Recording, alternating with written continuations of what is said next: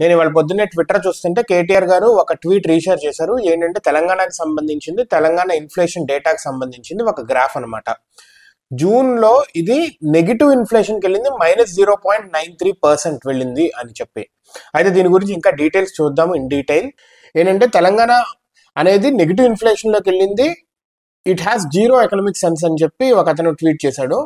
Prices అనేవి పడిపోయినాయి, inflation అనేది -0.93% ఉంది.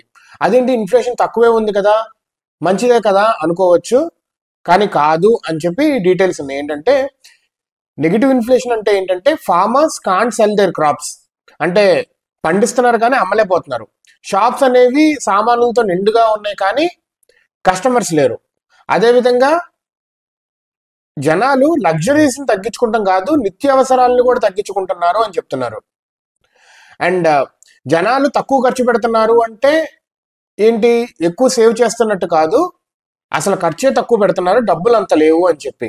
అదేదో జనాలు తెలివితో తక్కువ ఖర్చు పెట్టడం కాదు,